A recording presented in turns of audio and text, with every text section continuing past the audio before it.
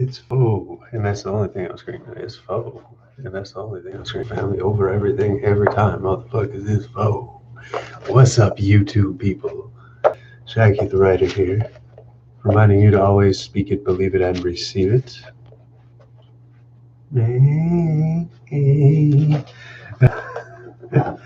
Oh, we live at the library reading the cursed book, Atlantropa articles. They got a whole super dope makerspace with a green screen behind me and a door that actually closes when you can get in here. So big shouts out to the Milford Library over here, because they even have free seltzer water, y'all.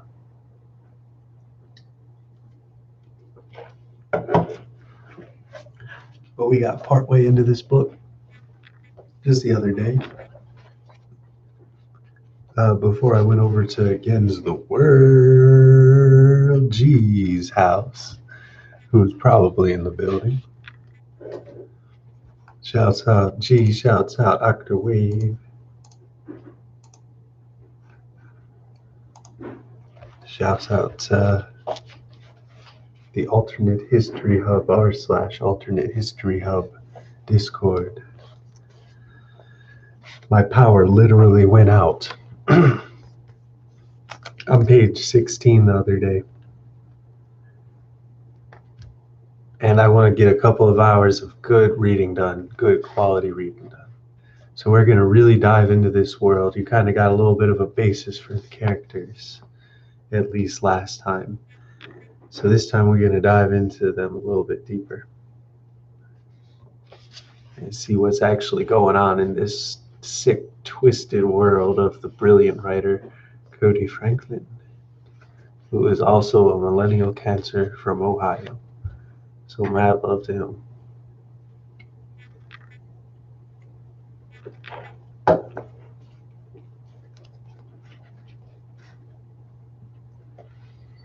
Ulrich's eyes lock on the last drops of blood I am wiping from my limb.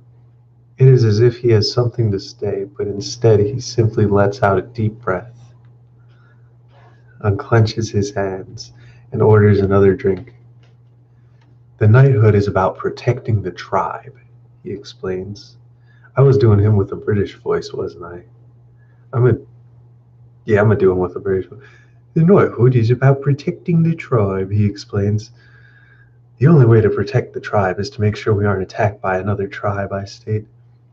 There are many ways to protect a tribe, Ansel, Ulrich lectures, his eyes narrowing, such as respecting your fellow Aryans. I chuckle to myself, almost spitting up my drink. Ulrich wrinkles his brow at me with an expression of annoyance. Are you saying I should have respected that whore just because she's an Aryan? I choke out through spits of laughter. A tribe that fights amongst itself is bound to collapse, he concludes. We're not going to fight some great war just because I broke a thief's arm, I said. If anything, you should be lecturing her for stealing. Ulrich slouches down in his seat. His hand loosely grips the handle of his pint. That woman is still an Aryan. That woman is still a thief, I said, taking a large gulp from my new whiskey. We sat by a small window that overlooks the sea. A faint rumble permeates the walls as waves splash against the ferry. It always surprises me just how loud the sea is. 1,000 little movements working in sync to create a recognizable hum. It's a rhythm in tune to show of the slow churn of the ship's engine. This ferry isn't larger than the ships of the kiln, but it's still impressive for a water vessel. I'm surprised at how it can even stay afloat. It doesn't need wheels, treads, or magnets to grip onto the water. That is, by all means, a chunk of floating metal on top of a liquid surface. Mechanical feat were always something inherently genetic to the European. For its remarkable size, there is barely a soul on this ferry. The only travelers I see are the standard bunch of sailors on their way south to the kiln. Whores strut across the bar, but even they are few and far between. Granted, that probably is because of me. The Reich officially outlaws prostitution down south, but they do turn a blind eye. Sailors happy to be kept somehow in this remote edge of civilization. I figure that if this region were run with the moral code of Germania up north, then no sailors would want to ship cargo. In the summer months when the heat is an issue, hell, I guarantee it half the ships would be abandoned and never leave port. This time of year the pay is doubled. Eyes are turned away and sailors are kept happy with women before they embark on their long journeys ahead. There is a common saying here, as long as the cargo ships and the nests stay fertile, the ripe will always remain eternal. I can still make out on the horizon the towers of Maria peeking out from behind the cloud of dust and smoke. Unlike the capital of Germania or the city of London, there was no real organized design to Maria. The streets are low and winding, the towers popped everywhere, and the people are just as disorganized as the layout. Yet it had the right location to serve as a port city, and in that regard Maria did its job. "You don't want to mess this up," Ulrich says after a long silence. I look at him, his posture defeated and his head held low, the armor swallowed up by his skinny figure. "You won't mess up," I confirm, lowering my pint glass. "Our vessel is just shipping containers to some eagles' nests down south, and if we run into any vessels, our ship will blast them before we even need help." "But if I need to call in a drop," Ulrich sputters out. "You won't need to," I cut in. "All right. I'm just saying, if I need to, if we're in a lot of danger." "You're nervous, I get it," I explain. "If we really need it, I'll let you know, but only then I'll let you know."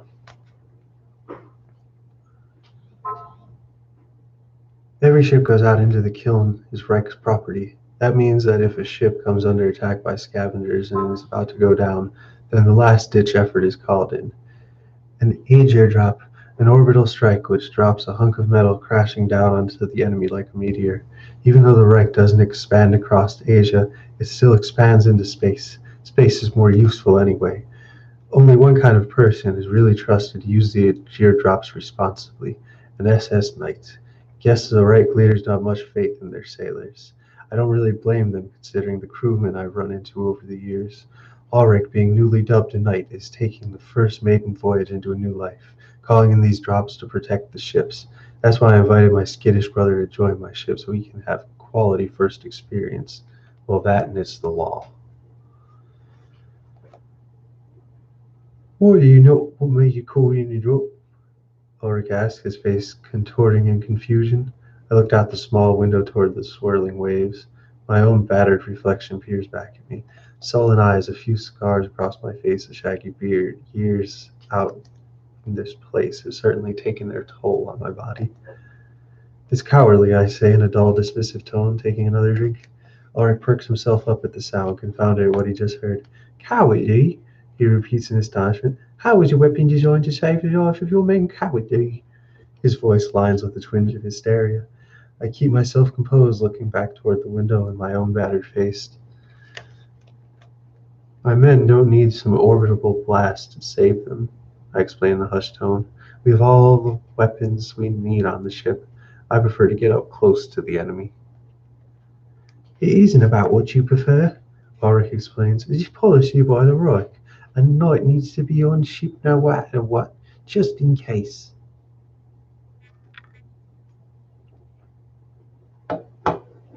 "And I can disagree with Reich policies," I argue back in a calm demeanor. This seems to get Ulrich even more infuriated. "I'm still allowing the knight to come on my ship. It's just we won't really need your services." "Why not even come on this journey with you then if I can't do anything?" he asks, his eyes wide.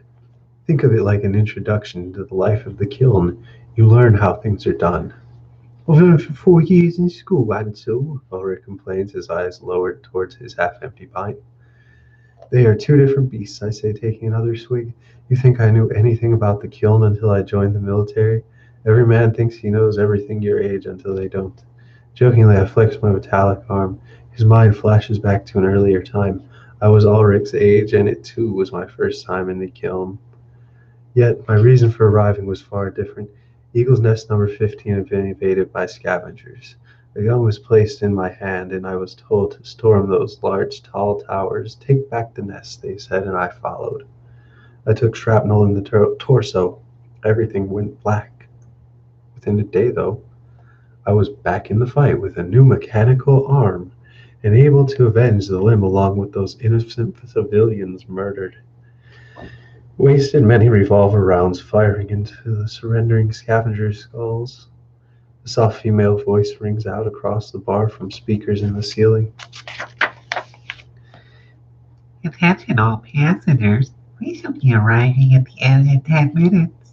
If you have not done so, get to your belongings and prepare to disembark the ferry when the time comes. I lift myself up with a heavy gun. My metallic limb clangs as the mechanisms inside spin to support my weight. Ulrich stands silently next to me. His face is sullen with disappointment. No matter how much reading you do, I reason to him, pointing a hand on his shoulder. There is nothing that really prepares a man for the life of the kiln other than being in the kiln.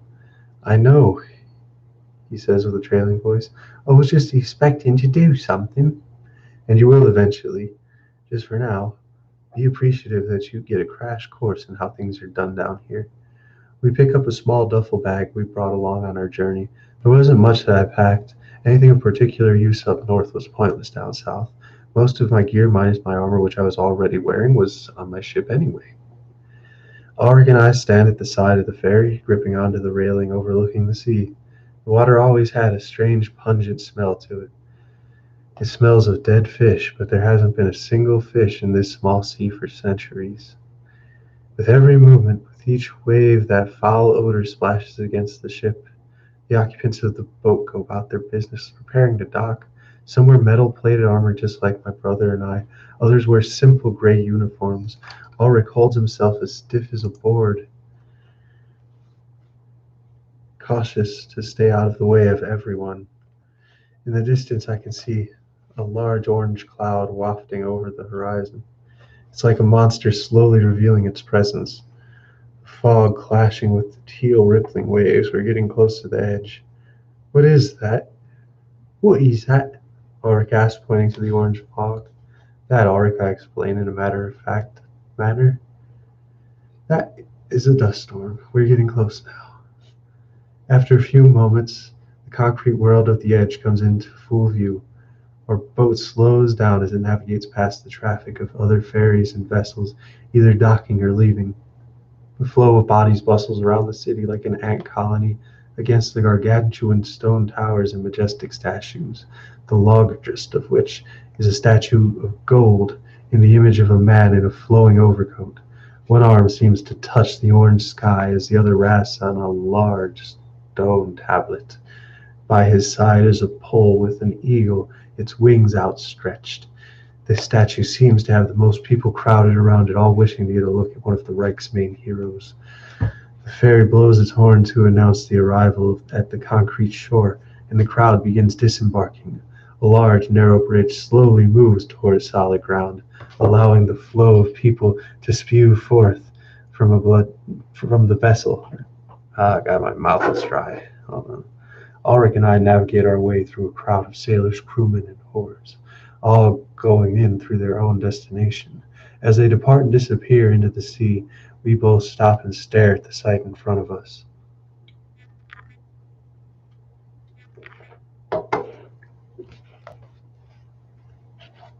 These buildings may be thousands of years old, and yet there is hardly a crack on them, only an orange hue which has caked itself onto the facades of these structures. They are all ornate, carved with pictures of events from the past. Armored warriors defending against an unstoppable wave, a pact between two men holding up a single document. Above these structures loom great statues, which remain as pristine as the day they were first constructed. Images dedicated to the Führers of the past, Reich heroes who fought in the kiln, or even depictions of eagles. In every area of the edge, red and gold flags wave about gloriously. It's truly a magnificent sight, however. It isn't the sight that I have come for. We stroll through the crowd. Sailors bumble past us on their way toward the designated ships.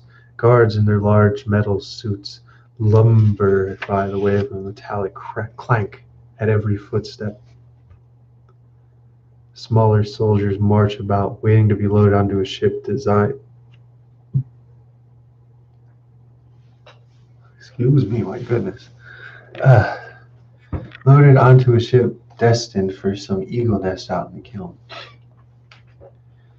As the mists roll past, we move away from the pungent odor of the sea.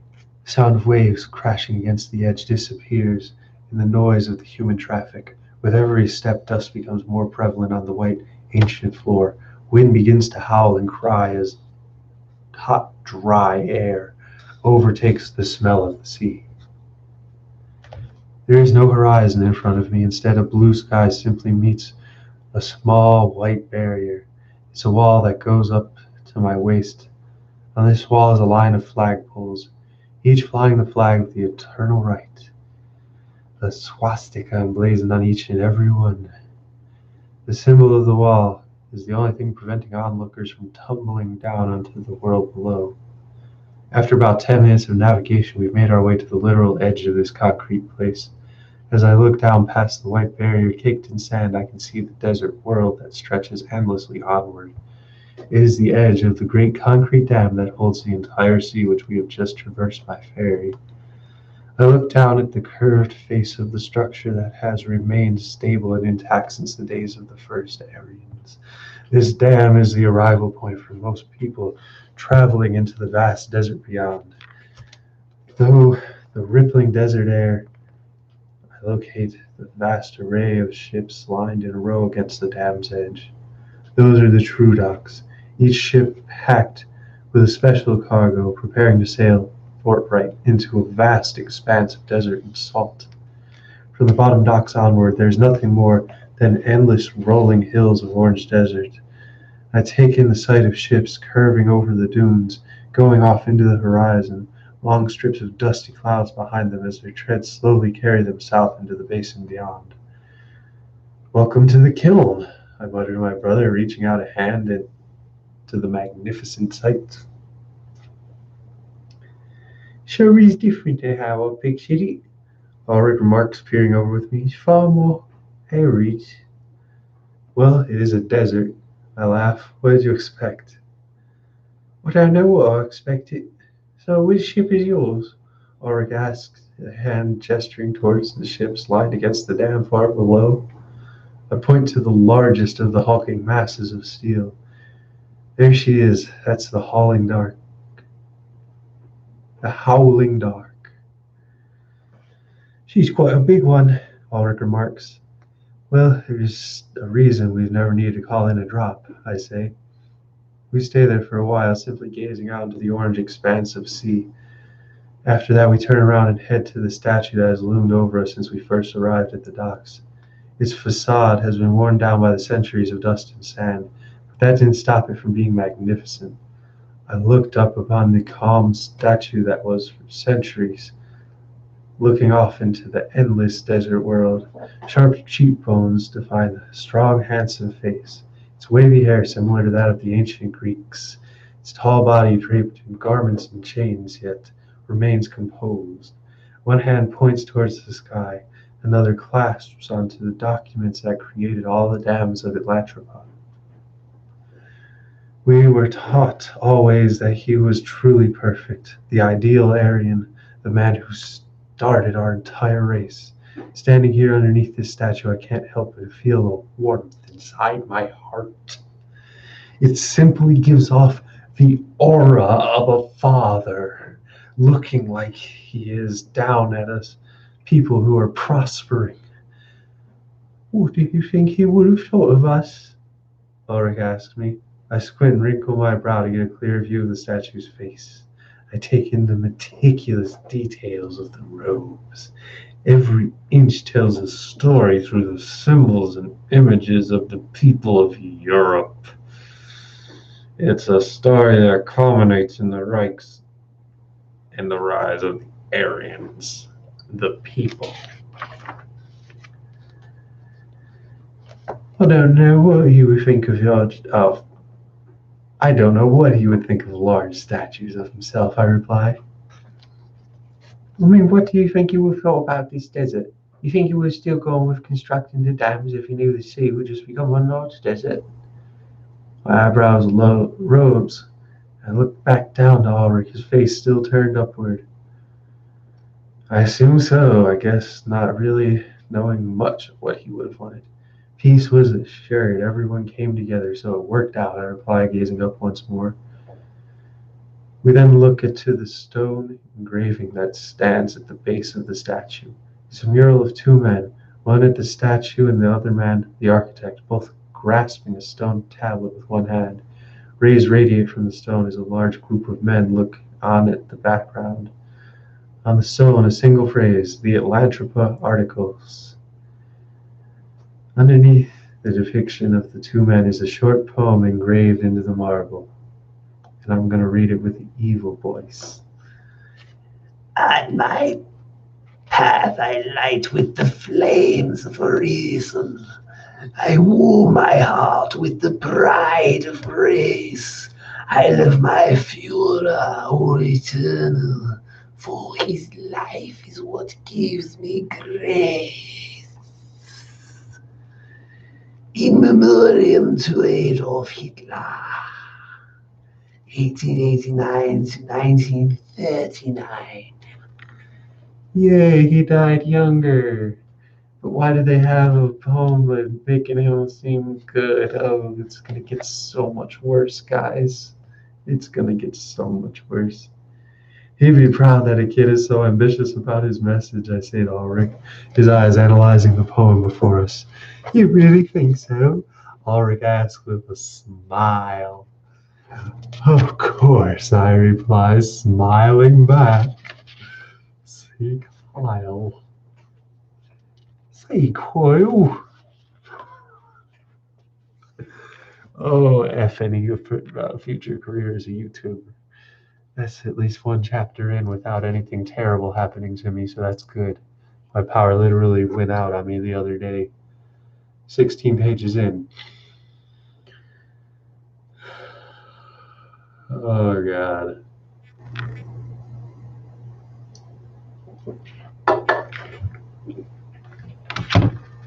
Against the world. Gee. Who's in the building? Oh, Cody Franklin is probably not in the building, but he will be when he finishes up his contest and checks out my YouTube page and sees that I am reading his book. Shouts out Cody Franklin, a dope author from Ohio. Shouts out against the world, G. Shouts out to the foe. Foe Faith NFA. Available at your local hood. Family of everybody, every time. Shouts out to r/alternate history hub Discord. I should have probably posted this on more Discords. Could have posted it on my Reddit as well. Trying to not get depressed reading a book with all the Jews in the world being killed or migrating to the south. They don't really say what happened in fucking America, so I don't know. I'd imagine it's probably not good if the Nazis are cool. It's not good if the Nazis are cool.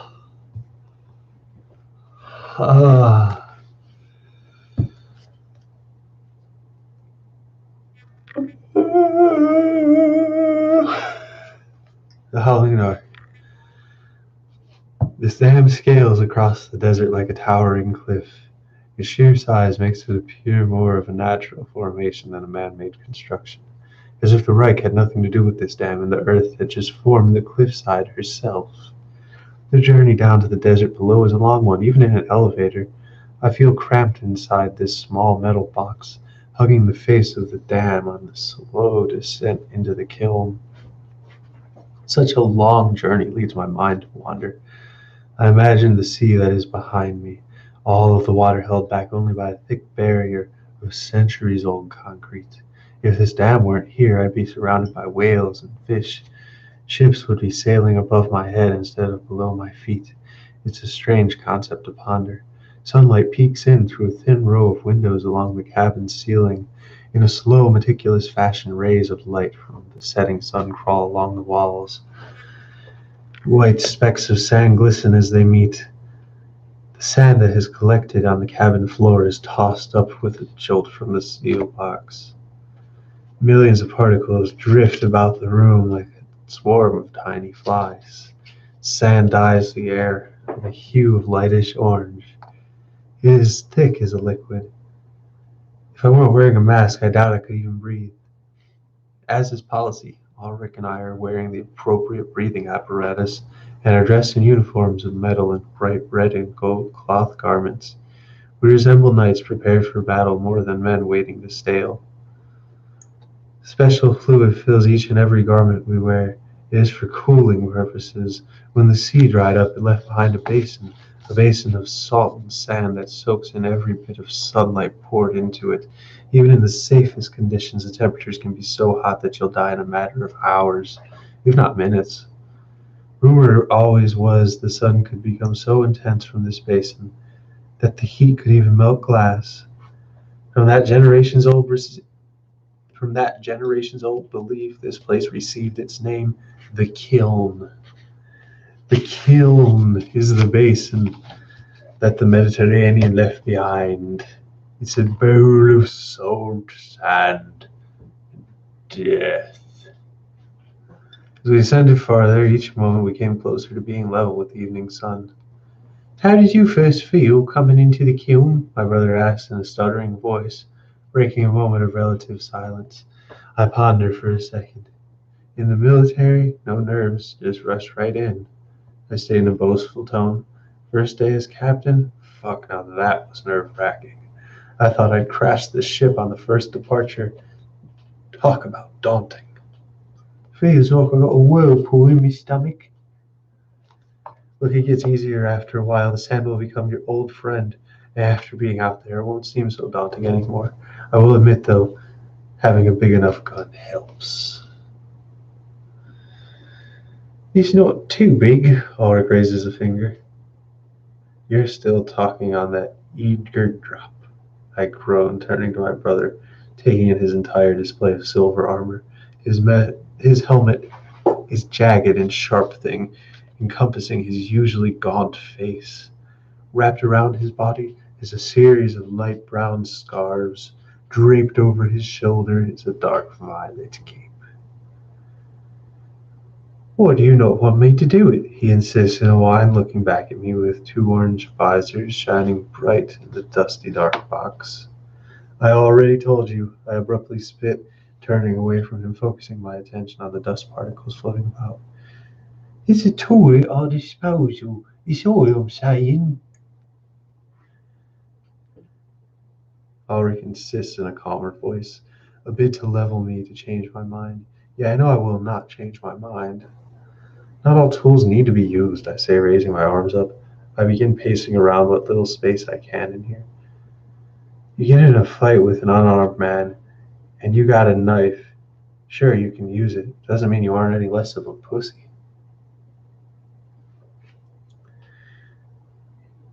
They are scavengers. What do you care how you kill him? You think they'll judge you?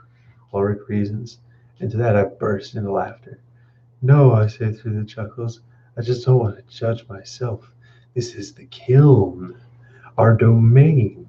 I shouldn't have to rely on anyone else but me. I thump my rusted metal arm against my metallic armor. It gives off a satisfying clink with each beat.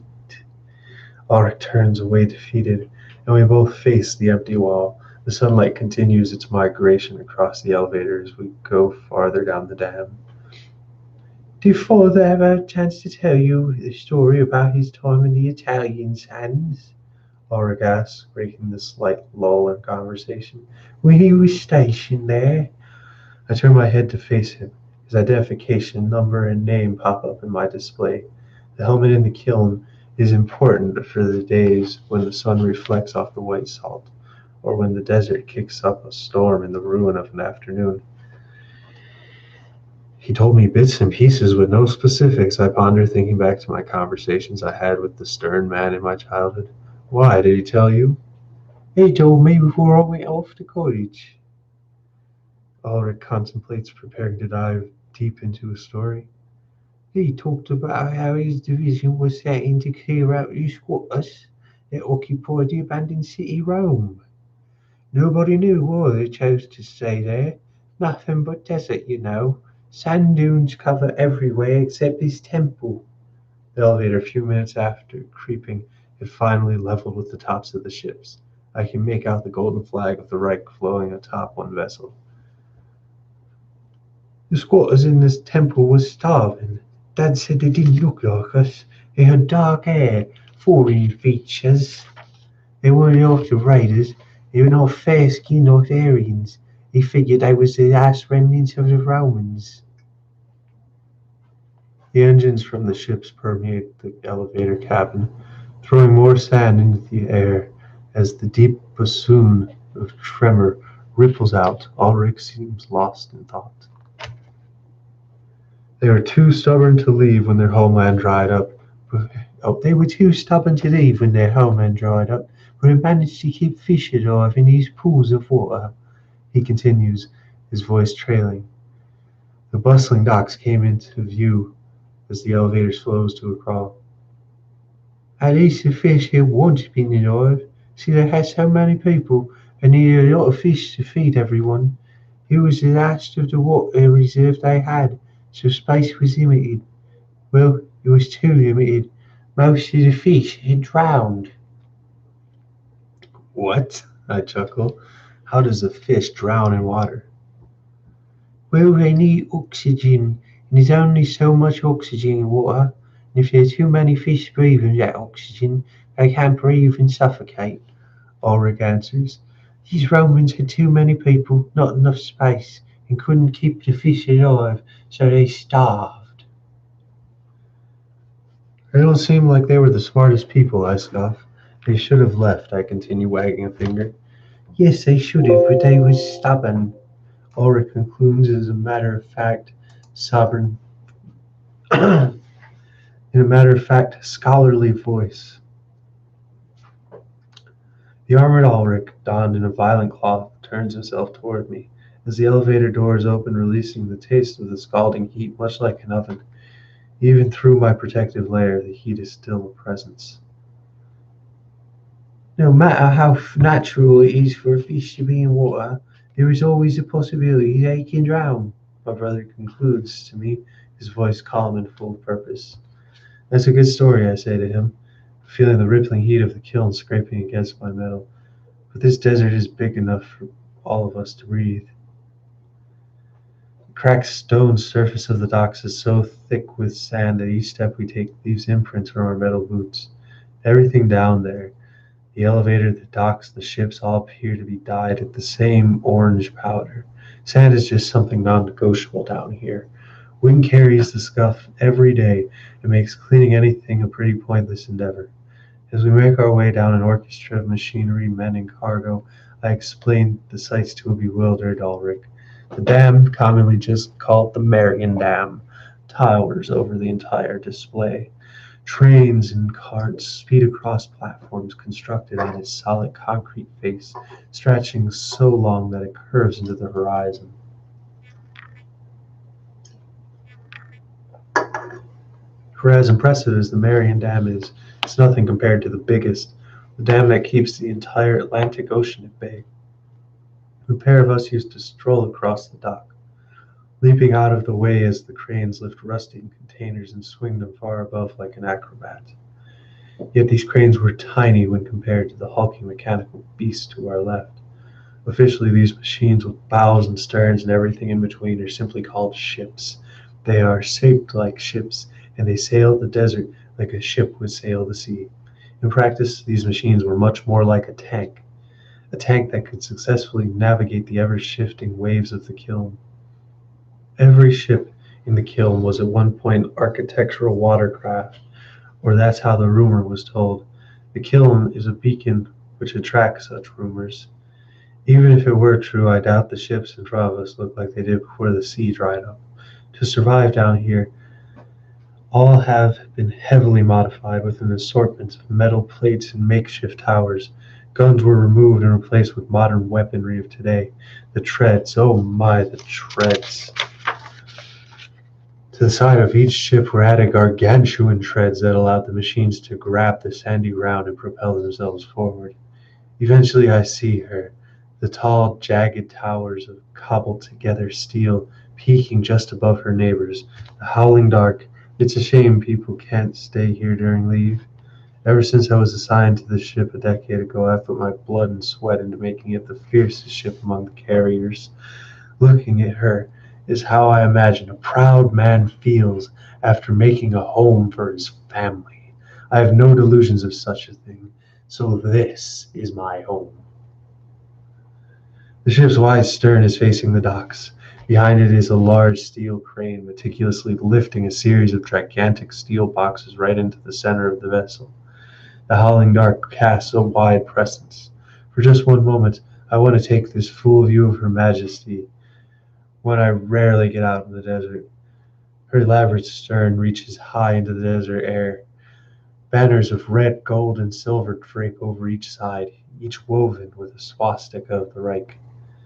Engraved into the metalwork is a depiction of an eagle, its wings outstretched as it clutches onto a large broadsword.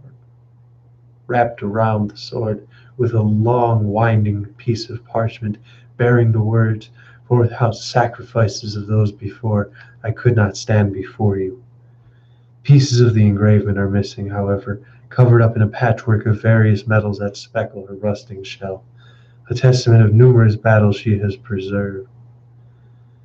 Even with the patchy metalwork, the intricate sculpting of Aryan heroes and legends of back still filled me with a sense of awe. It's one of the few things that can do that to me anymore.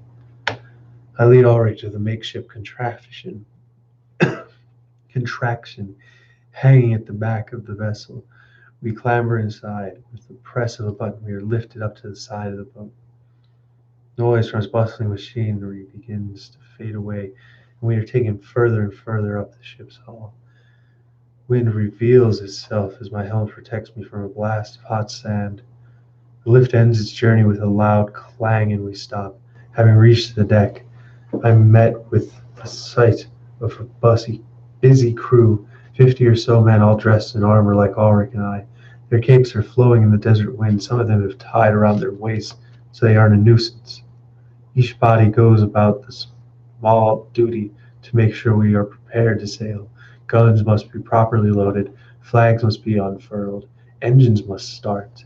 I clamber off the lift as the crew pauses their activities and turns their attention to me.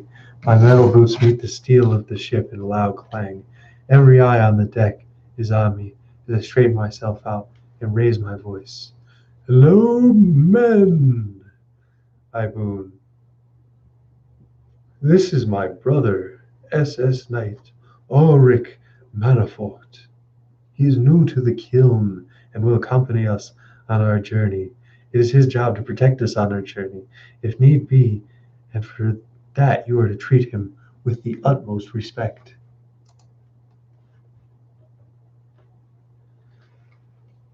I turn to my brother, clasp my feet together, puff out my chest, and salute him with one arm raised high. "See here," I bellow, followed by every other voice yelling in unison. "Carry on," I order, waving them off on their own work, and the doc complies. "Protection, huh?" Ulrich comments in a curious voice lined with hopeful optimism. I'm required to say that, I mutter in a deadpan manner. If the two large towers sprouting from the deck were trees, then their leaves would be the numerous banners that were strung atop them.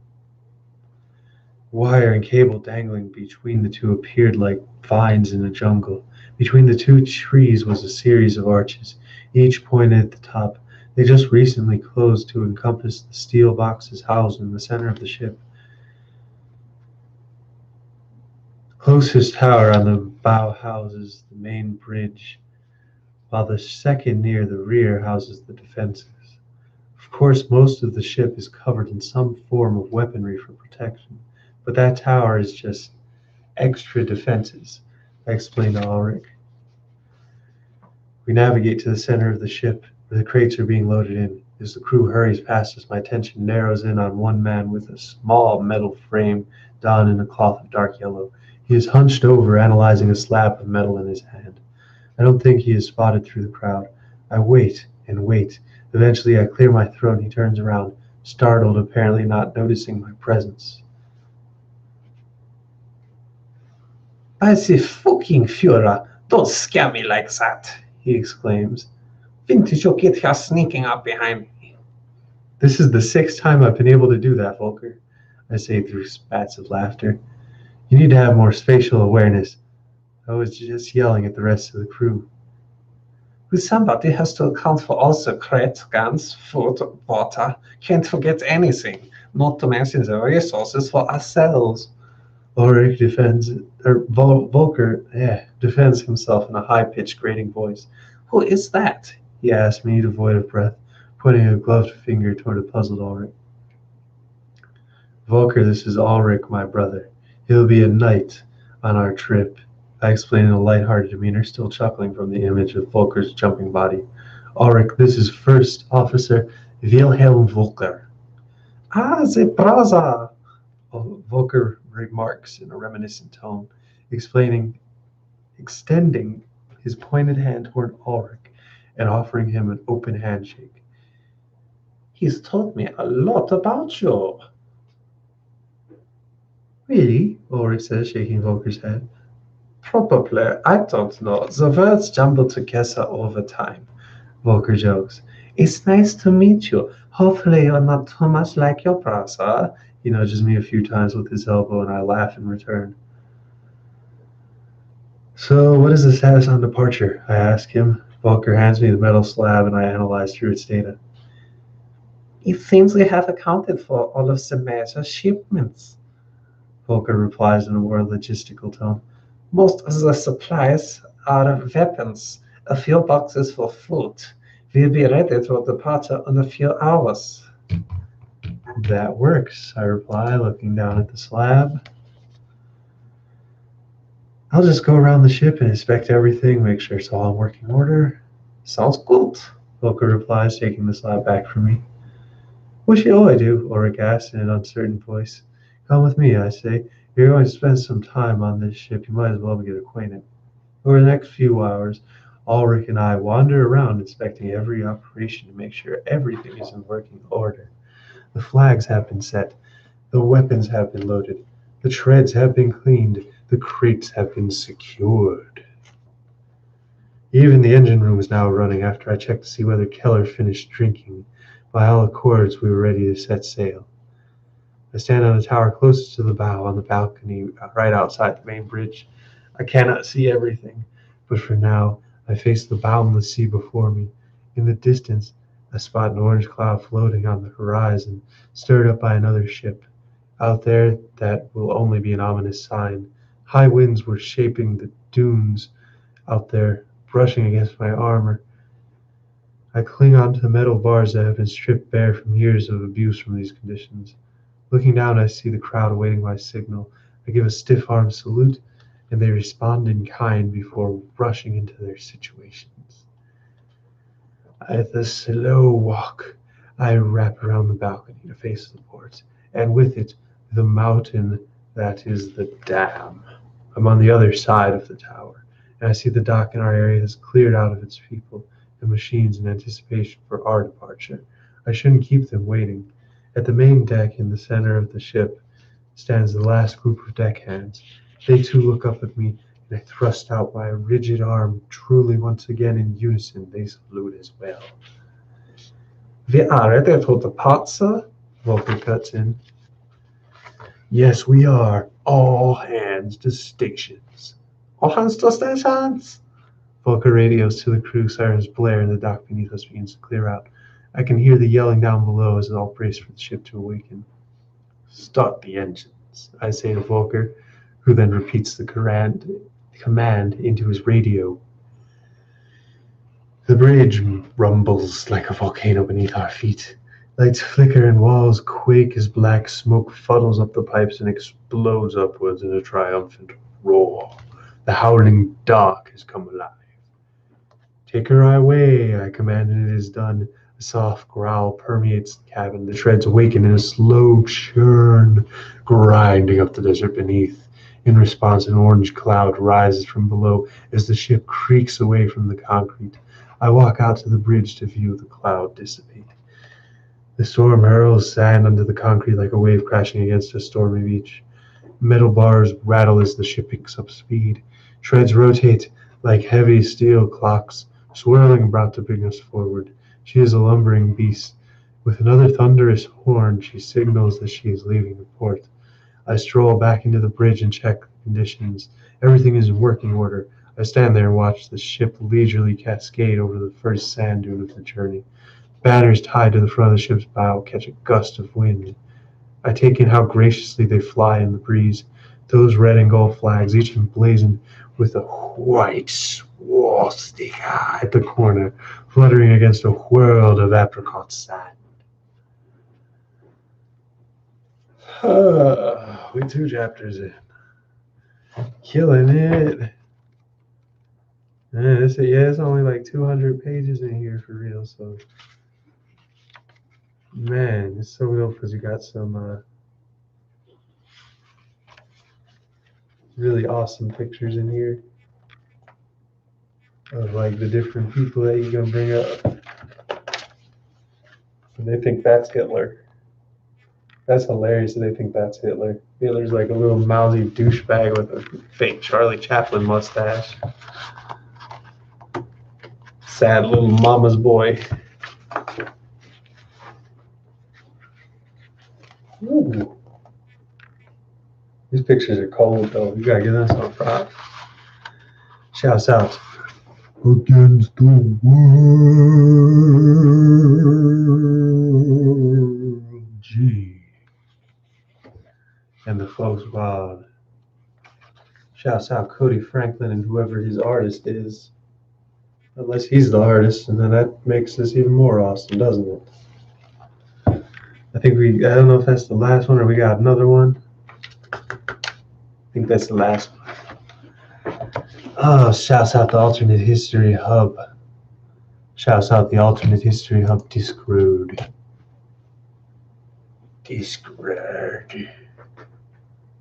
Love y'all, my YouTube people. These get so many views, it's hilarious to me because I literally just sit here and read books to you. And I will continue to do so. So continue to hit that like button and subscribe to Don't Watch Continue because I think he's at $7.99. $7.99. But chapter 3.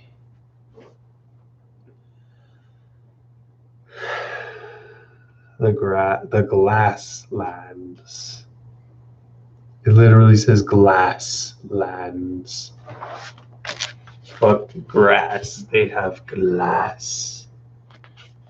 The night is calm. The stars dazzle as the lights of Germania were above us.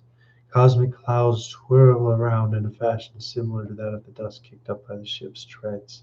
We've all passed the first area of the sand dunes and have entered a small sea of salt, a flat plain of white crystal that is blinding during the day, but at night it's a different tale. The salt flats, when the sun goes down, transform into an endless mirror, a smooth surface so reflective that one could shave while looking down. We've sailed for 3 days and our trip has only begun. The journey for our ship is always long. Planes can always make supply drops to eagles' nests in a fraction of the time, but there are far too many crates and far too many nests to be supplied for that to be reliably done. If it takes a couple ships a couple of weeks to make the journey, it'll still be worth it to Zreich.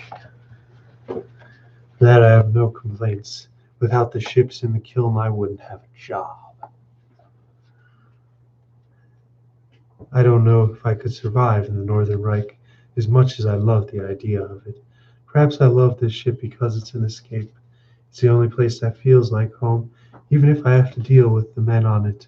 It's better than facing the perfection and proper behavior for an Aryan man. Beating whores isn't considered civilized.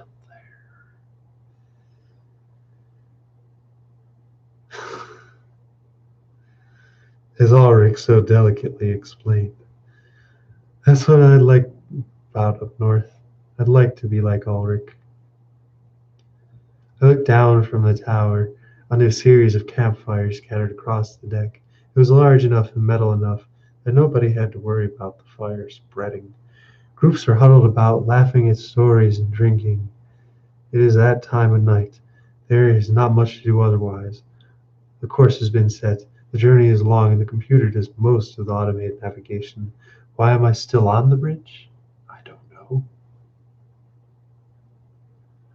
Very few actually stay on the bridge. Usually it's just Volker, myself, and the second officer, a timid young kid called Witzel.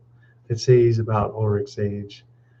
We're the only two in the bridge. I lean against the navigational dashboard, looking at the crowd, while below Witzel stands in an upright posture, hands at his back, examining the charts on the wall. We're still going in the right direction, Witzel, I joked, taking a swig from my whiskey flask. Oftentimes the night can be long, and a few shots of liquor can help. Witzel swirls around uncomfortably, his hands still tied behind his back.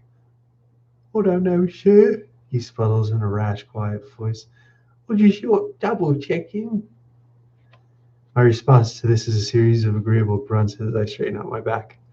My hands rummage through the pouch on my chest and I pull out another cigar. The armor I wear is covered in a series of pouches for any occasion, pockets for cigars, whiskey, water, bullets all strewn across my waist and chest. Do you smoke, Witzel? I asked in a casual manner, reaching a cigar out toward the awkward lad. No, sir, he replies. Never really got into it. It grows on you down here. It's only what, your second year? Yes, sir. You've got time. Laura's metal door swings open with a low creak. Footsteps signify that somebody's entering the bridge. I swivel my head around to spot Volker. Without the helmet, he spots a buzzed head of sandy blonde hair. His nose is more pointed compared to most, but it doesn't curve like a dirty scavenger's. Oh, God. Everything seemed to be under control, Captain, he asked in a raspy voice, placing his helmet onto a table adjacent to the door. We haven't fallen into a canyon yet, so I say everything is all right, I mutter, continuing to puff on the cigar. Smoke floats gently onto the dimly lit ceiling. The room has very few lights. I can turn on more lights if need be, but I like the darkness for now. Things are already so bright during the day. This can be a break. Smoke from the cigar absorbs the colors of orange and blue from the navigational screens and buttons on the dashboard, which offer the most illumination in the room. Something could have popped over the horizon in the span of a walk around the ship.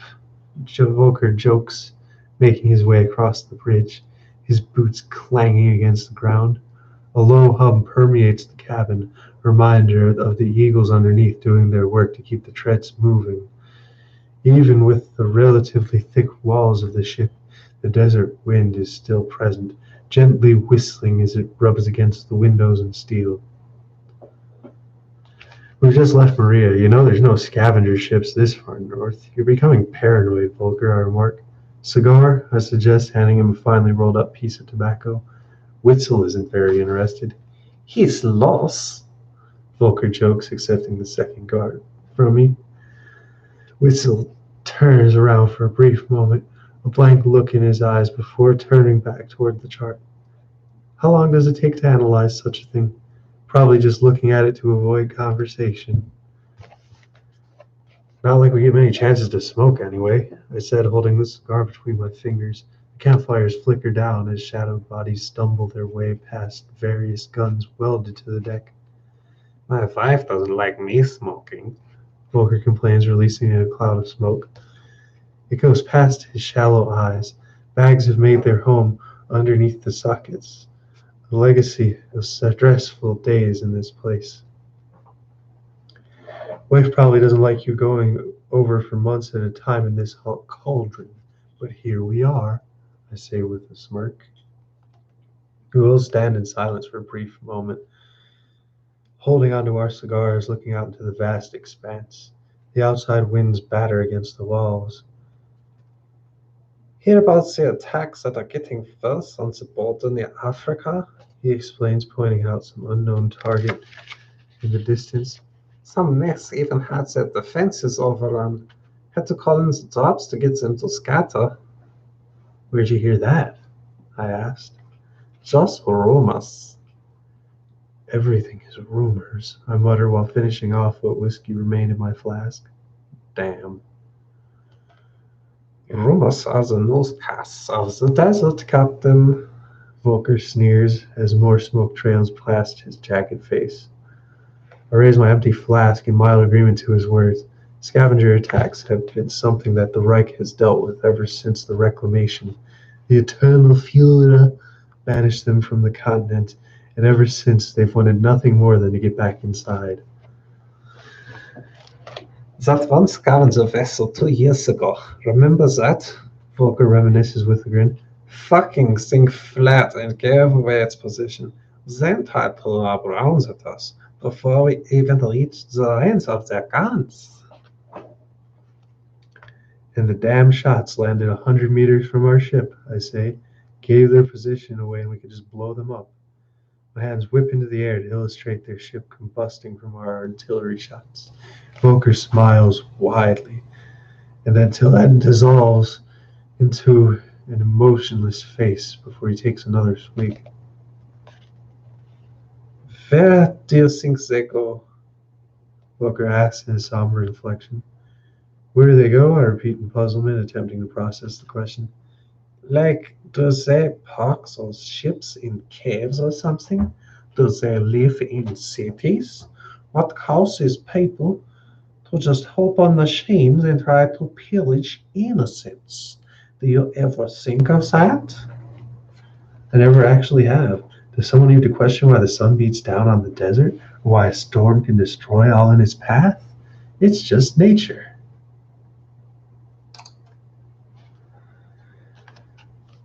Just figured that's how they were. We have loot they wanted. It's that simple, I conclude, walking toward a cupboard, opening it, and revealing a bottle of whiskey among its contents. Do flies need a reason to seek honey? No, they simply buzz towards it and get stuck. Maybe that was the burden we carried, attracting the flies. Volker agrees with a grunt and takes another puff. If I was on the other side of the Reich border, I know what be all I'd want to do. Volker comments. My attention turns back to the huddled groups down below.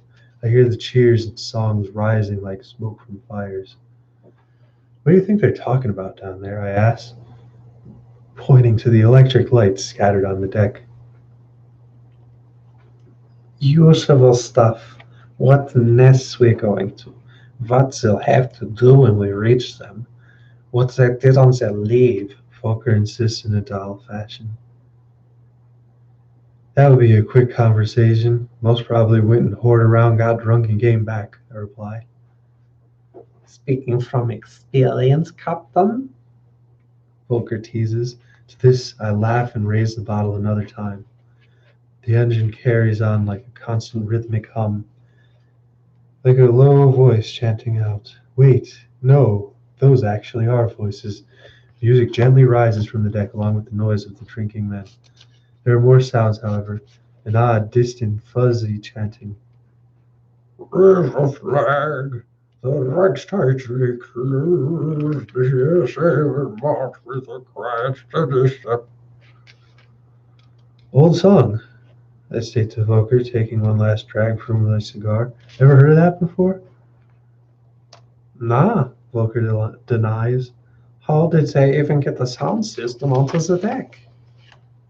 Putting out the cigar butt, I walk toward the door, tossing a wasted cigar into the rubbish bin. I'll go investigate, I announce to Volker before opening the door and exiting the bridge. The door leads to an indoor staircase that descends down the tower. The creaking of the ship is always most prevalent here. Sometimes it sounds like the wires and metal plating that hold this tower together will break apart just at a strong breeze. During the day, with the sun beaming down and the temperatures up, I'd need to wear a helmet, but at night when the moon is out, there is no need. Opening the door, I pace slowly onto a metallic deck. Ashes and sparks dance about the ship as the soft kiln wind carries them away. The crew have divided themselves into various campfires with 6 or 7 crowded around a flame. Some men are singing, some are brawling, most are drunk. Comrade shot by red front and reactionaries, march in spirit with our ranks. The song of trumpets and chants is coming from a group considerably louder than the others near the bowsprit. While making my way over, a few of the men notice my armor and immediately stand a little straighter. The larger booze-colored armored one with the shaved bald head is standing above them all, knee raised up, arm outstretched in a theatrical display of the story he is telling. And that fucker came up to me and said, "You talk like that one more time." And it was right there. I knocked him onto the ground. I don't like knives, you see. I've got to just. He wrestles with the air, pretending to pin down a figurative man. The crowd's attention is now turned to me, placing myself on the chair, joining a group bunched around the flames. The air becomes thick with nervousness. They aren't used to the captain himself joining them in their drinking. After I stopped throttling his neck, he eventually regained consciousness. But you should have seen the wedding party. He pauses as his good eye slowly turns to meet mine. That's a good story. You should continue, I encourage. Continue. After a few seconds of wide-eyed befuddlement, the man quickly regains composure and waves his arms down to the fire. Welcome to our humble fire, Captain, he says with a smile full of teeth. Clear the streets for the brown battalions, clear the streets for the storm division. The muffled voices continue to sing, and I turn my attention to the small wooden boxes blaring music. It's cobbled together in a makeshift fashion with screws and tape. With every call of the horns, it rumbles like it'll burst open at any moment. That's an odd contraption, I mark, pointing to the box. When did you get it? Oh, made it myself. A man to my right says in a slurred tone. I can't place his name, but he appears to be a guard by his uniform. More armor, more pouches, a rifle by his side. Each ship in the kiln was assigned to at least have a few still active military members, although most of the men who sail in the kiln had themselves at one point in time served in the kiln. Thank you, but I would like to hear from Chief Engineer Keller, I calmly reply, my ears turning toward a face covered in a fix of dust and grease. I'll make this myself, Captain, Keller beams. Pointing to the box, he stops the song and a group moans their loss of entertainment. With one quick fashion, he opens up the wooden lid and takes out a dark, round, yet flat disc. Friend of mine sold it to me in Eagle Nest 18. Said some scavengers found it while scouting the desert. Scavenging is illegal, you realize, I state, leaning back. Keller's eyes freeze for a fraction of a second, still grasping at the disc. The fire reflects speckles of orange off the disc's glossy coating. I can tell his mind is churning with the right words to say. Technically, yes, it is, but I didn't scavenge this. Somebody else did. Keller defends. Fair enough, I respond, not caring much that the disc was actually found. I never actually agreed with the rules about scavenging in the kiln. It's a vast desert. I'm sure there are things out here worth some money, yet law demands nothing ever be taken from the sands. The reason for this is unclear. Some argue it is prevent some ancient virus from resurfacing to plague humanity once again. Or maybe the scavengers planted the lies in their desert. I doubt the latter. I don't think scavengers are smart enough to even replicate an Aryan artifact. Keller takes the disc and places it neatly back in the box. When closing the lid and pressing the button of the song continues in its jubilant melody. Millions looking upon this spectacle, a day of freedom and redance. Voices rising from the box were muffled and distant. Perhaps it is a rudimentary nature of Keller's design, but that song certainly didn't sound like anything I'd heard before. It sounded old, like something from the distant past. We were taking bets on when this could have been made. One of the crewmen, draped in a brown cloth, pipes up. I think it's from the Glass Wars. Hey, fuck off, he's far too old for that. I'd say 29th century at least. Another butts in with a deep baritone voice. What about you, Keller? I ask as the engineer is sitting himself down. Keller puts a gloved hand to his face, rubbing more grease onto it. I'll say reclamation. He guesses, putting his hand at his chin in a comedic fashion. The group howls in laughter at the idea. Reclamation? Fuck that, something like that is survive out there. The man to my right yells. For the last time, the quarter of the sound. Kid, prepare to fight real stand prepared. I like that idea, I say, and the laughter dries down, and eyebrows rise. I'd say it's reclamation, too. Well, it looks like you win, Keller. Another jokes. Captain has finals. Reclamation it is. We are listening to the original albums. There's no way to tell for sure, I state, not wanting the festivities to end just yet. So what are we betting? I asked, just so I know what we get if we win. I point to Keller and me. The finest German whiskey, aged 12 years, win against a bottle. Oh, fuck, I was doing Keller with a country voice. The finest German whiskey, aged 12 years, winner gets the bottle.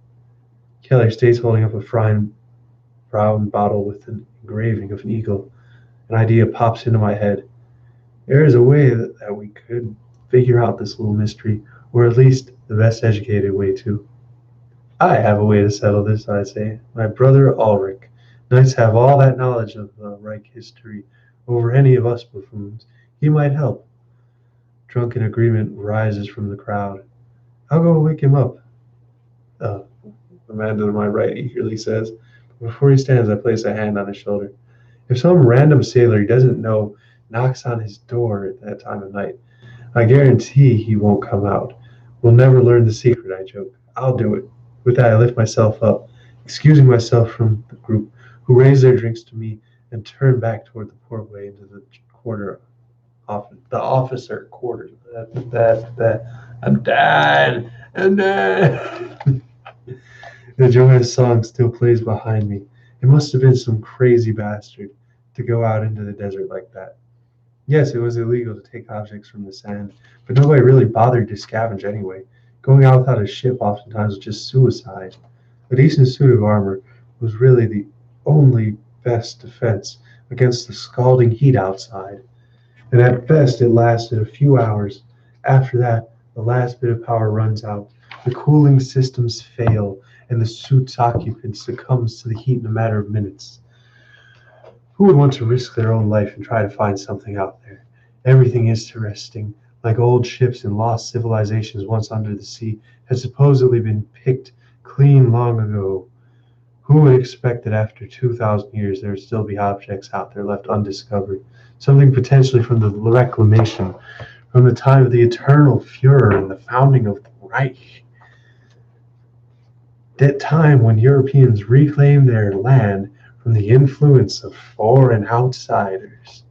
It was a difficult time. Everything changed so rapidly. Technology, culture, society as a whole. Records from that time were simply lost over the thousands of years.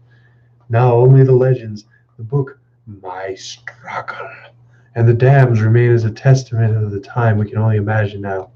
The origins of the Aryans have always been wrapped a bit in mystery because of that. To have something from that time, to hear those voices speaking back to us, if it was actually true, that would be a remarkable find. I stroll down to the special chambers where most of the officers sleep I find myself in a dimly lit empty hallway. Most of the occupants are out on the deck or stuck in the bridge. I really should get back to Volker and Wetzel, yet my curiosity is beginning to get the best of me. I reach the metal door and knock softly on it with three rhythmic hits. There is no response. After a minute of waiting, the door slowly opens, revealing a puzzled Ulrich. He has disbanded his armor for the night. His eyes, half shut, look back at me as he scratches at his disheveled hair. Looking past him, I see the inside of the quarters, a book placed upon the mattress. It seems like a copy of My Struggle. What is it? He asks, resting an exhausted hand on his forehead. I was just about to sleep. Not socializing with the crew, huh? I say with a smile to the sleepy Ulrich. He looks back at me, unresponsive, mouth agape. Not particularly, he yawns after a few seconds. I was reading. It's pretty late. It's only 11 o'clock, I chuckle. Nobody sleeps this early. 2 hours to read before bed. I was on this section where the Fuhrer discusses how peace in Europe came to be.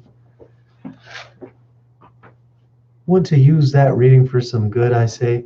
Ulrich's eyebrows perk up a bit. He straightens himself up a little bit.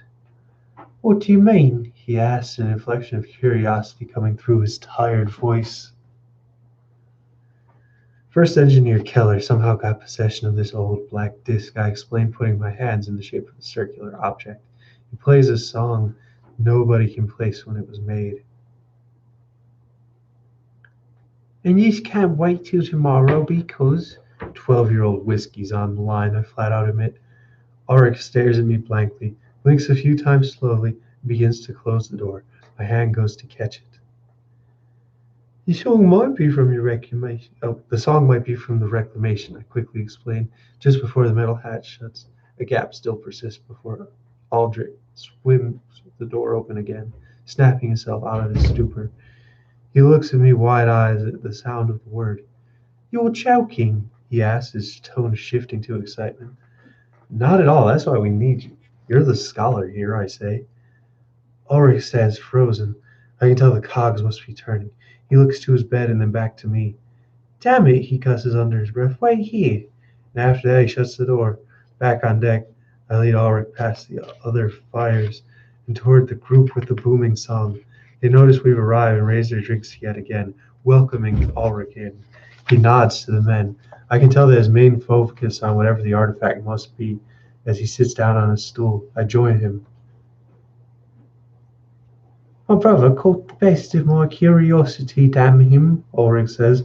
So what am I looking at? That's an audio device, Keller answers in a satisfactory tone, pointing with pride at an unremarkable combination of wood, wire, and a horn fitted on top. I made it myself. Only took a couple months. The song continues on with the melody. Raise the flag, ranks tightly clear, the after march with a quiet, steady step. From the short of and reactionaries, marching instead with the ranks.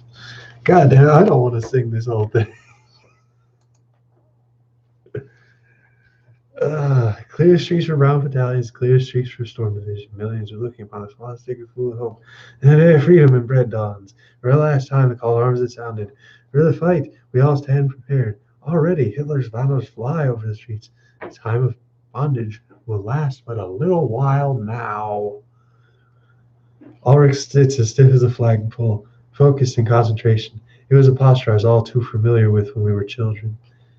Every section, all question was met with a posture that could only mean he was focusing all his energy to reach the answer.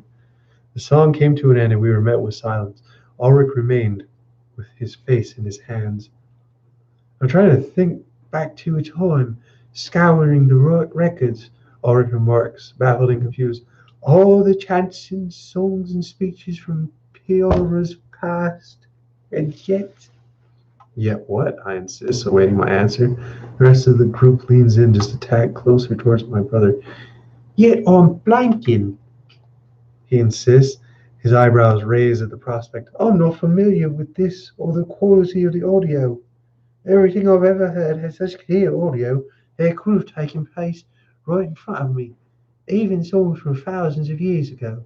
Unless Unless this was recorded before the official records. the freckled man says in a slurred voice. You all think this was recorded during the reclamation? Ulrich asked. I still think it's the glass ones. Another chimes in. Well, Keller and I do, I say, lending a hand out to the grease-faced, missing-tooth, grinning man across the fire. So what do you think, SS Knight? I asked Ulrich. The group leans in a bit more with bated breath, waiting to hear the verdict. They do mention something about cleaning the streets, and as such a song wouldn't make sense if all the rock's enemies were already outside our borders. But a man with a crooked nose interrupts. It is also a call to arms, so about the glass walls. You idiot, that could mean reclamation too. Keller debates, pointing his empty pint across the fire. I mean, the reclamation was largely a peaceful affair, Ulrich teaches. It was just the expulsion of the scavengers and the uniting of the countries under the Reich. The eternal Fuhrer never mentioned anything about violence in his book. He begins flipping through his copy of My Struggle. There are a few passages in the Eternal Fuhrer's words that could be construed as violent, or theorized, however, that it's mostly just about the defense of the country against foreigners, not outright violence, like a metaphorical war, not a literal one, since he did unite Europe in the end through peace. Ulrich lectures to nobody in particular, perhaps just rationalizing a conclusion to himself. Damn, Keller says with a tone of defeat. Guess it is the glass wars. He prepares to hand the whiskey bottle to the freckled man. Well, hang on, Ulrich interrupts, pointing up a finger. This audio is far too muffled. Where did you find it? I did not find it. It was sold to me. Keller replies. Where did they find it? Ulrich asks. In the desert. Ulrich's eyes widen. He leans forward with hands covering the lower half of his face. Letting out a groan, he runs his hands through his hair as he looks back at me. You know this is illegal, right? He says to me with a disappointed expression, his face falling flat. I know, I reply, not coming up with an excuse. We are supposed to take anything from the desert. You know that they're putting me in a very difficult situation, he lectures. It's fine, Ulrich, I insist, attempting to downplay the entire thing. It wasn't that big of a deal. I knew that Ulrich would have a fit over the law being broken. However, I wanted to know when this disc was created. And also, whiskey.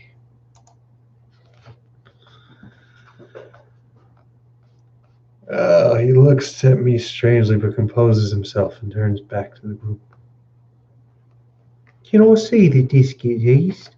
Ulrich asks, his mannerisms laced with begrudging annoyance. Oh, cool. Of course, Keller accepts, opening the hatch on the box yet again. He reaches inside and pulls out a black disc with a small hole in the center. Keller bends over the fire and places the disc in Ulrich's hands. Ulrich examines it, as if scanning over a book, feeling the circular ridge lines and touching its glossy, smooth surface. It's not damaged, so that's good, he concludes, his eyes squinting at the artifact. What are you looking for? One of the men asks impatiently. I want my whiskey. I'm trying to see what would cause the muffled audio, Ulrich defends. I mean, if this was really during the glass wars, we'd have clear audio. Oldest audio I heard was from 22nd century, I think, and that was perfect quality. This, however, it sounds so distant. Maybe it was your box that caused... No, Keller insists, cutting off Ulrich. This thing was handcrafted by me. It works perfectly. Don't you question my craftsmanship. I can't prove otherwise. I can't prove otherwise, but if this is the case, then simply based on the poor audio, this might very well be from the Reclamation, Ora concludes, holding the disc back to a celebratory Keller. He and I both cheer at the expense of others' protests. Oh, come on, of course he tell you say how good is your brother. One of them says, I assure you. I assure you, Aldrich cares very little about the whiskey. Now, if you please, I say, reaching my hand out for the bottle, I'm going to share this with everyone. This seems to calm the entire group. Good save, Captain. They joke, hand me the bottle. Rounds are given, shots are taken around the fire. The song continues to play on repeat, and the men joke about. Ulrich, however, sits next to me, drink still full in hand, eyes locked onto the small brown box. Still trying to figure it out, I lean over to ask him. No, I'm trying to analyze what I should do. This is illegal contraband, he whispers. You don't need to do anything. This is my ship. I don't need to deal with the stress from loss. That's still Reich property. Yours is disobey the law. I thought you were devoted to the Reich. More devoted to the moral laws, not the literal laws. So you just pick and choose? That's the best you can do out here. Don't you think what a waste in history that is? We can't just take stuff from the desert anyway? Of course, but it's not my job to question it all. Not your job to enforce it either. You're just a scholar and a knight. Knights can enforce it out of principle. But you can leave that principle alone for a bit, at least until we get back to the shore. I don't want to deal with you making enemies by smashing the disc. I guess it is a tremendous find. If it really was from that time, I'm at a loss for words if it was. Ulrich admits, his face changing into a smile at the thought. The idea of the illegality of it, taking a back seat to the prospect of this might be historical. I've spent so much time reading over the words of the eternal Fuhrer. Imagine these men who knew him. That'd truly be a find, I admit, taking a cigar out of my pocket. Imagine what old Schicklgruber must have been like to my people back then. He did say the H word, but F that guy. So he's going to be Schicklgruber to me because it's a funny name. Ulrich wonders, looking down at a copy of my Struggle to Age off Hitler image painted. Hitler's blonde hair was combed neatly as they stood against the red and gold flag. We're the first original Aryans, he continues on, losing himself in thoughts. That song. That song is one of a kind, I say, lighting my cigar. Ulrich looks down at his book. He goes quiet. Why was that song forgotten? Ulrich mutters, trailing off. How is it that something like that can just disappear from the records? Anything can be forgotten, Ulrich, I say, handing him a shot of whiskey. He takes it with one hand, holding a book with the other. I guess so, he accepts before downing the drink. The glasses clank over the small makeshift fire. The flames release bits of ash and smoke off into the painted night sky. Oh, yeah. Oh, man, I don't know if we got time for another chapter because these are pretty good sized chapters.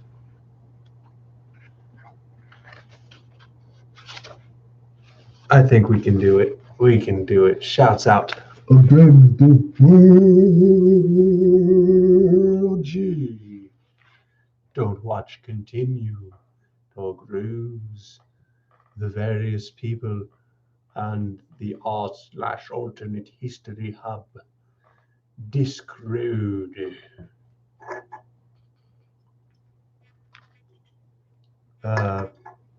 Brittany and Rakim. Because I originally sat down to read this with Rakim. And that just didn't work at his house on my laptop for some reason. Also, big shout out to Marie. She'll be tuning in. Octawave, the various Japanese YouTubers that are cool with me. Been a minute since I watched any Renzo Flutes videos, and I need to get back on that. But anyway, as a Jew, it makes me very hard to read books about Nazis. But we will continue with Whispers from the Past. The canyon is only a few days away, and it already is making its presence known. As we travel further south, the endless flat plains of salt and sand begin to crack into a series of shallow ravines. They carve up the ground like the occasional piece of flesh cut from the body. Twisting natural bridges soon will become the only route that this ship can take. But for now, the terrain is flat. Even the options we have will become more limited. The key to a good captain is knowing how to navigate the ship when those paths become narrow. Which ground is the safest to take? How far are we from the gully below? One wrong error, and the ship could find itself on a treacherous perch or an unstable cliffside. Another mistake, and many have found themselves tumbling down into the gully below. Sometimes the safest and only path is to simply hug the cliffs of the peninsula before eventually reaching the smooth hills into the canyon. The descent awaits us, a canyon so vast and wide that in some areas the cliffs are gradual enough to be traveled by ships. It's a path on a smooth slope that takes us right into the belly of the canyon and the deepest peace on land. Yet for now, the only cliffs I see are mile-high rocky walls with the remnants of coastline from the old Italian peninsula. I stand near the bow, peering up into a clear summer day. The air is so clear that I can rake out the remains of villages that once lined the beach, which now adorns the tops of cliffs like whispers from the past. Hulks of old villas and houses that are all engulfed in the sand. Are you going to just stand there in your paper power armor, sir? Volker's rasping voice cracks through the radio on my helmet. Wanted some fresh air, first officer. Was stretching my legs for a bit. I respond in a monotone fashion. That's some quality air you're getting inside the helmet, he jokes. We make do with the cards we're handed, I respond. I appreciate my helmet. The desert reflects the scorching sun so much that I doubt whether without the layers of glass in between my eyes I would ever be able to see. To view the bowsprit that juts out like a sword toward whatever lies ahead. To see the red and gold flags fluttering in the wind. I inspect the large cannons, artillery, and anti-aircraft guns scattered out front.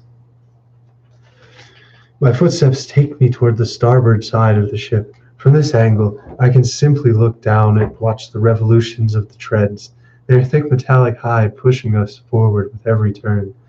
Sand beneath crunching and swirling as it is tossed into the air, a cloud continuously rising from where the machine greased the ground. It travels at least a mile into the air like a volcano erupting in the ocean. I watch back inside of the bridge, taking off my helmet to hear the full extent of the wind coming inside. Volker is sitting casually in a small chair near the dashboard. Ulrich is sitting by the door to the stairway, his head deep in a book. His hand is propped against the side of a temple, as if he's about to fall asleep. Trips usually are long and tedious affairs. You should get a view of the towers on the horizon port side, Volker remarks, casually pointing towards me. Towers? I ask in confusion. The word seemed to have awoken the sleepy Ulrich as well, who perks up from his slumber. Equals nest number 9, Ulrich simply states, looking at me, then towards something in the distance behind me. I turn backward toward where he's pointing. Sure enough, a blurry series of figures on the horizon. They rise up like trees on the field of white. Were they not destroyed years ago, those towers might be rising even higher. Ulrich stands next to me, hands pressing against the glass to get a good view of those black objects rippling from the desert heat. I've never seen an eagle's nest before, he says, excited. That's not a very good first impression, I remark, looking off toward the half-standing buildings. I don't care. They still look magnificent, Ulrich admits, his face contorted into an excited smile. I stare off at them with a pain in my stomach. Should have seen them when they were actually standing, Volker says behind us. The first time I saw an eagle's nest, I was storming one with a rifle in my hand. The giant stone statues towered over me as I scaled those massive steps. The fighting was intense in the central tower. It was like fighting in the middle of a city square. Nests are practically just cities, remnants of a time when the Reich tried to colonize the desert, perhaps terraformed the kiln into a suitable grassy plain. In reality, they simply became islands in a new ocean of sand. Yet, where most people would be dismayed by the hardships, Aryans accept the challenges. Their giant stone towers house everything that a resident would need: schools, hospitals, apartments, military garrisons. They know the danger that living out here can pose, but they don't seem to mind. In fact, they seem to revel in the chance to defend the Reich against invaders. They're descendants of pioneers, after all. It makes sense. Fervent believers in spreading the culture of the Reich. In a way, the collection of nests that line the entire southern border of the Reich has become a defensive perimeter. The nests do their best to keep out any unwanted scavenger ships from crossing into the kiln. Yet some always do slip through. We all look on at Eagle's Nest number 9, its crumbling towers, a symbol of one of the few times colonists couldn't hold back the foreign attack. I don't know why they didn't simply rebuild it. Volker complained, spinning around in his chair. Maybe because it's a reminder of what the scavengers can do, Ulrich theorizes. Yeah, sure is a good reminder, but nobody can see it except the ships who need a supply refill. Now ships just have to wait until the nest's on the other side of the canyon. Sacrifices for remembrance, I suppose, Ulrich guesses, taking his face off at the glass and placing himself back in the seat. I like practical gestures that don't force us to pack a week more of supplies, I remarked, rubbing my eyes. I had a restless sleep last night, tossing and turning on my cot. Slowly my feet carried me back to the dashboard and to the seat on the very center, the captain's chair, where I plopped myself down. With all your grand symbolic gestures, Ulrich admits, placing a book back in his lap, reminds us of the dangers that lie out here for Aryans. True, and I'm going to hate myself if I don't get off this bridge. Let me go stretch my legs to symbolize my watch being over. Volker says, putting on his helmet. My stomach growls and I realize I haven't eaten a single thing today. If you're going down to the cafeteria, grab me something, I ask Volker, to which he gives an agreeable all right and disappears at the door as the ship closes behind him. I'm left alone with the hum of the ship's engine in my brother. We don't say much to one another. My attention is focused on the winding hills of dunes up ahead. So, Ulrich says to me, cutting through the silence. I turn to him, my expression a mix of boredom and lack of sleep. I respond with a yes.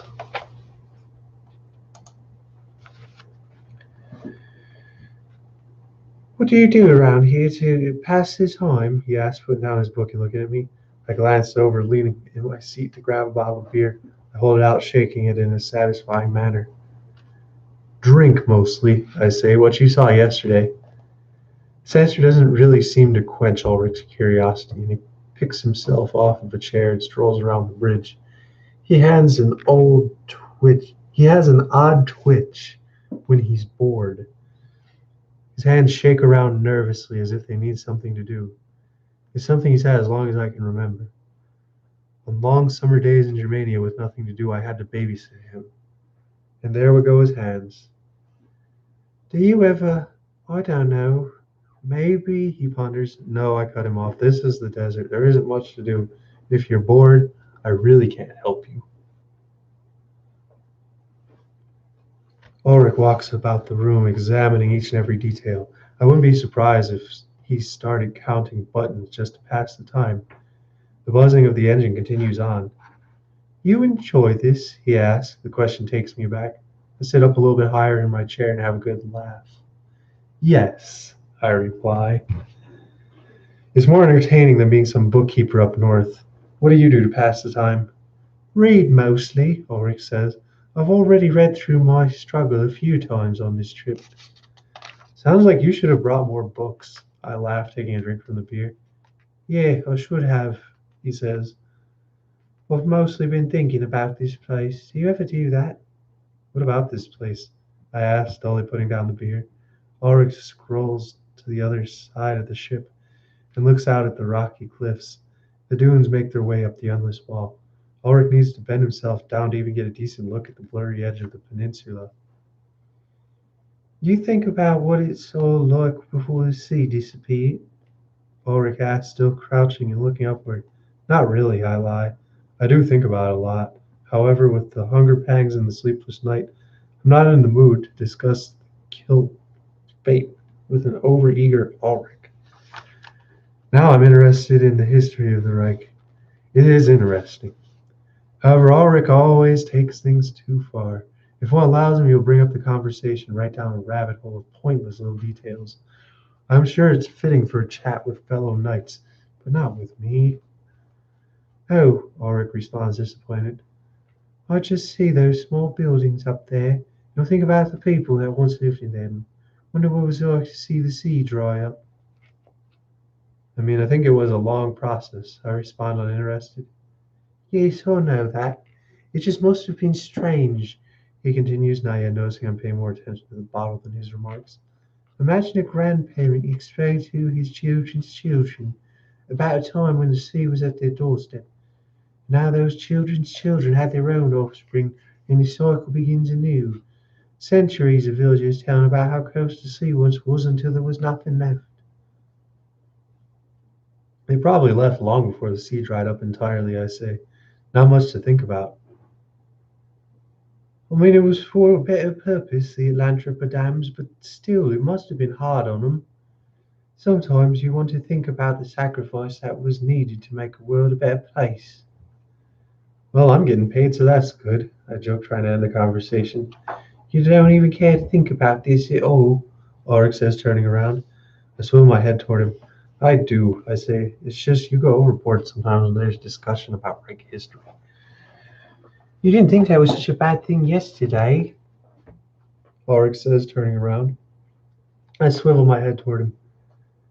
I do. Just say, well, it was for an important reason. I try to think of a way to excuse it. You wanted to win the whiskey, didn't you? Ulrich accuses. To this I laugh. No, I chuckle, that this could have been from the reclamation. Just because a bottle happened to be on the line doesn't mean anything. Right, Ulrich replies, not believing me.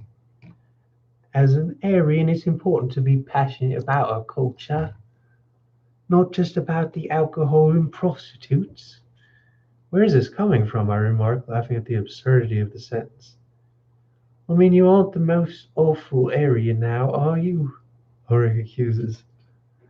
I squint at him, and I lift myself out of the chair. What is that supposed to mean?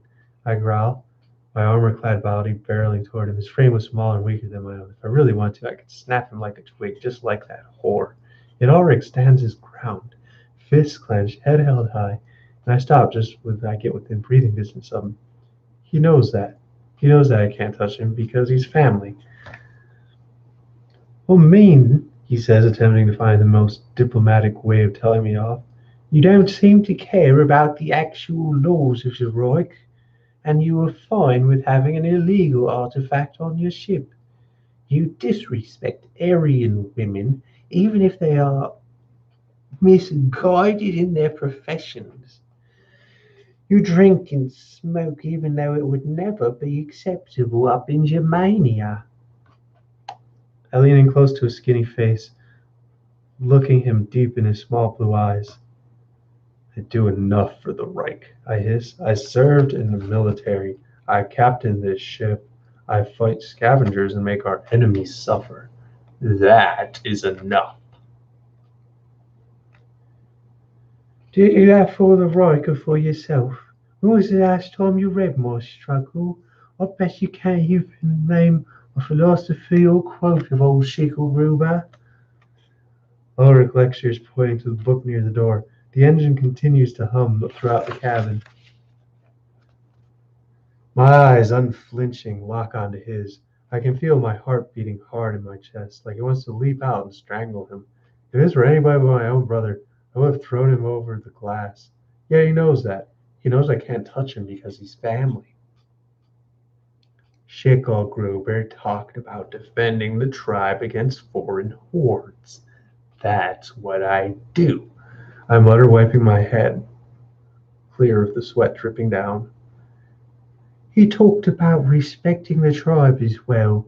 Hitler wanted peace among Europeans. That's why he built the dam. He didn't build it, Antropa, to become your escape from the Reich. Ulrich says his tone is becoming one of a typical knight, lecturing as if they are the keepers of the entire world, masters of knowledge. It annoys me to no end. I don't need the rest of the Reich, I spit. The kiln is where I thrive. If you don't like it, you don't need to come back, but until then, you're stuck with me under my leadership. Well, while I'm here, you should read the book. You might learn something about being a decent Aryan. And with that, Ulrich walks past my hunched over figure, puts the helmet that was placed next to the book, and walks off of the bridge, leaving me alone with my thoughts in that hum.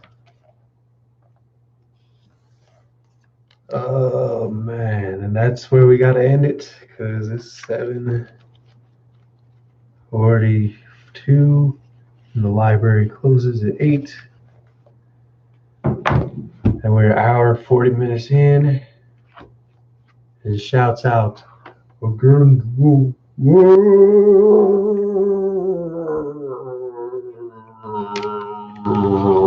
Gee. Shouts out to Watch Continue and Dog Rose. Shouts out the r/alternate history hub Discord. Oh man. Shouts out Brittany and Rock. Shouts out Onyx. Shouts out fucking whole bunch of people. Marie, Spark, uh, the Trash Panda, Enrique, all them hoes. Shouts out to Cody Franklin, who just had his birthday recently. All kinds of love to you being another Ken sat in from Ohio. We only got a few days left in our season, but if I get 4 likes, I will continue to read Atlantropa articles live at various libraries. Thank you so much for tuning in. Please remember to hit the like button and remember to subscribe. Hit the bell for notifications. Special thanks goes out to the Milford Library for the use of their makerspace. One love, y'all. We signing out now. Full faith, NFA gang. Peace.